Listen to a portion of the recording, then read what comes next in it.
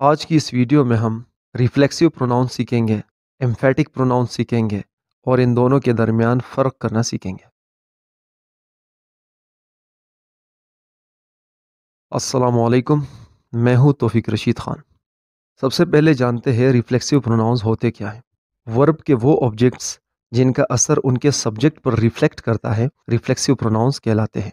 Reflexive pronouns दरअसल personal pronouns से बनते हैं, इसलिए इनको कंपाउंड पर्सनल प्रोनाउंस भी कहते हैं। इंग्लिश ग्रामर में रिफ्लेक्सिव प्रोनाउंस की तादाद कुल 9 है, जिनमें से 6 सिंगुलर है, यानी कि yourself, itself, oneself, myself, herself and him self.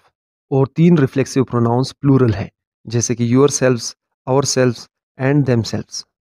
वैसे अगर पर्सनल प्रोनाउन की बात की जाए तो यू सिंगुलर भी यू है और प्लूरल भी यू है, मगर रिफ्लेक्सिव प्रोनाउन में फिर इसकी पहचान हो जाती है। सिंगुलर में योर सेल्फ है और प्लूरल में योर सेल्फ्स है। आप यहाँ पर ये बात नोट कर रहे होंगे कि जितने भी प्लूरल रिफ्लेक्सिव प्रोनाउंस हैं, इनके आखिर में सेल्फ्स लगा हुआ है, और जितने भी सिंगुलर है इनके आखिर में सेल्फ लगा हुआ है। तो सिंगुलर रिफ्लेक्सिव प्रोनाउंस के आखिर में सेल्फ लगता है और प्लूरल रिफ्लेक्सिव प्रोनाउंस के आखिर में सेल्फ्स लगता है। रिफ्लेक्सिव प्रोनाउंस के एग्जांपल्स पर बढ़ने से पहले मैं आपको एक बार फिर से बताता चलूं, जब जुमले का सब्जेक्ट और ऑब्जेक्ट सेम हो तो रिफ्लेक्सिव प्रोनाउन का इस्तेमाल किया जाता है, क्योंकि रिफ्लेक्सिव प्रोनाउंस दरअसल सब्जेक्ट पर ही असरअंदाज होते हैं। एग्जाम्पल लेते हैं, he cut himself with a knife. तो इस जुमले के अंदर ही हमारे पास सब्जेक्ट है, कट यहाँ पर मेन वर्ब है, हिमसेल्फ यहाँ पर ऑब्जेक्ट है, और विद अ नाइफ हमारे पास एक एडवर्बियल कम्प्लीमेंट है। तो अगर गौर किया जाए तो इस जुमले के अंदर ही और हिमसेल्फ एक ही शख्स है, और हिमसेल्फ से हमें पता चलता है कि वर्ब कट का असर असल में ही पर ही पड़ा है। ही कट, उसने काटा, किसे काटा? हिमसेल्फ, खुद को काटा। तो यहाँ पर सब्जेक्ट और ऑब्जेक्ट एक ही शख्स है, और हिमसेल्फ से हमें सब्जेक्ट का असर ऑब्जेक्ट पर दोबारा पड़ते हुए दिखता है। एक और एग्जांपल लेते हैं, I hurt myself. I hurt, मैंने चोट पहुंचाई। किसको चोट पहुंचाई? माई सेल्फ, खुद को चोट पहुंचाई। तो इस जुमले के अंदर सब्जेक्ट और ऑब्जेक्ट एक ही शख्स है, और सब्जेक्ट के वर्ब का असर दरअसल सब्जेक्ट पर वापस पड़ता है, इसीलिए इनको हम रिफ्लेक्सिव प्रोनाउंस कहते हैं। अगर आपने मेरी ऑब्जेक्ट और कंप्लीमेंट की वीडियो देखी होगी, तो वहाँ पर मैंने आपको बताया था कि जब भी सब्जेक्ट और ऑब्जेक्ट एक शख्स हो तो ऑब्जेक्ट वहाँ पर ऑब्जेक्ट नहीं बल्कि कंप्लीमेंट होगा। मगर आपको मैं बताता चलूँ कि रिफ्लेक्सिव प्रोनाउंस दरअसल एक्सेप्शन है। रिफ्लेक्सिव प्रोनाउन कंप्लीमेंट नहीं बल्कि ऑब्जेक्ट कहलाएगा, और उसकी एक अहम वजह यह है कि जब भी सब्जेक्ट और ऑब्जेक्ट एक शख्स होते हैं तो वहाँ पर लिंकिंग वर्ब का इस्तेमाल होता है, मगर जब रिफ्लेक्सिव प्रोनाउन का इस्तेमाल होता है तो जुमले में लिंकिंग वर्ब का इस्तेमाल नहीं बल्कि एक एक्शन वर्ब का इस्तेमाल होता है। अब बात करते हैं एम्फेटिक प्रोनाउंस की। दिखने के लिहाज से एम्फेटिक प्रोनाउंस और रिफ्लेक्सिव प्रोनाउंस दोनों एक ही है, मगर इन दोनों का काम मुख्तलिफ है।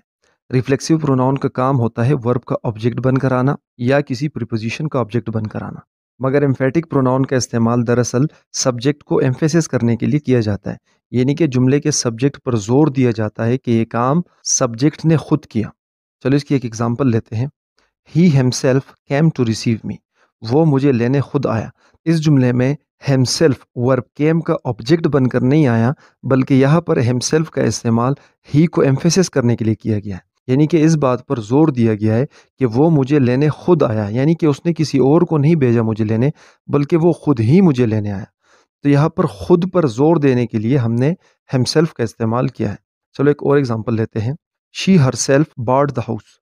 तो इस जुमले के अंदर शी हमारे पास एक सब्जेक्ट है, बॉट हमारे पास मेन वर्ब है, द हाउस हमारे पास ऑब्जेक्ट है। हिमसेल्फ यहाँ पर एक एम्फेटिक प्रोनाउन है जो कि सब्जेक्ट पर जोर दे रहा है, ना कि सब्जेक्ट का ऑब्जेक्ट है।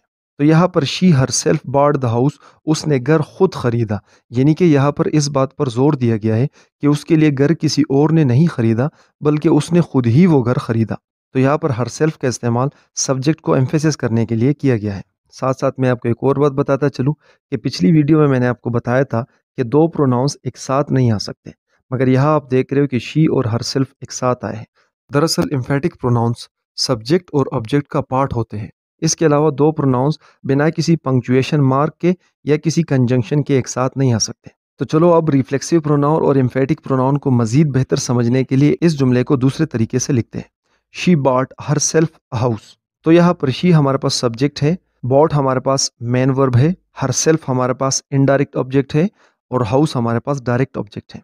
तो अब यहाँ पर हर सेल्फ हमारे पास एक एम्फेटिक प्रोनाउन नहीं बल्कि एक रिफ्लेक्सिव प्रोनाउन है, क्योंकि ये जुमले का ऑब्जेक्ट बनकर आया है, और इस जुमले का तर्जुमा होगा कि उसने खुद के लिए एक घर खरीदा। तो यहाँ पर सब्जेक्ट को एम्फेसिस नहीं किया जा रहा, बस सिर्फ बताया गया है कि उसने वो घर खुद के लिए खरीदा, यानी कि हरसेल्फ यहाँ पर इस जुमले में ऑब्जेक्ट है।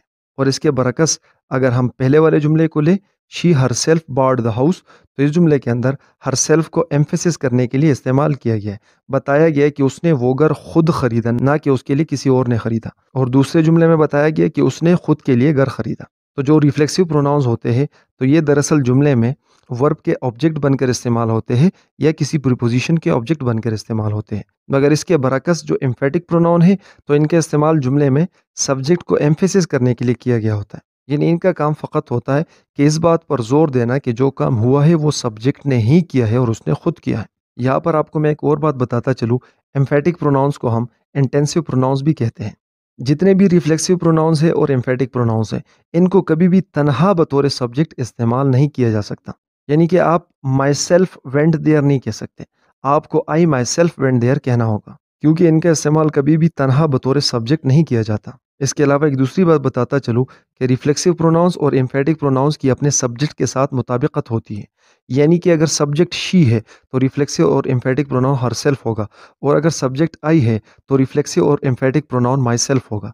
इसी तरह जिस नोयत का सब्जेक्ट होगा, उसी नोयत के रिफ्लेक्सिव या एम्फेटिक प्रोनाउन का इस्तेमाल किया जाएगा।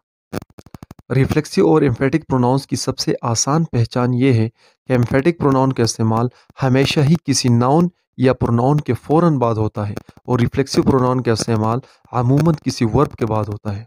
तो मैं उम्मीद करता हूँ कि आपको रिफ्लेक्सिव प्रोनाउन और एम्फेटिक प्रोनाउन समझ में आ चुके होंगे, और इसके साथ साथ आप इनमें डिफ्रेंशिएट भी कर पा रहे होंगे। अगर आपको ये वीडियो यूज़फुल लगी तो वीडियो को लाइक कर दें, अगर चैनल पर नए हो तो चैनल को सब्सक्राइब कर दें। अपना बहुत सा ख्याल रखिएगा, अगली वीडियो में मिलते हैं। अल्लाह हाफ़िज़।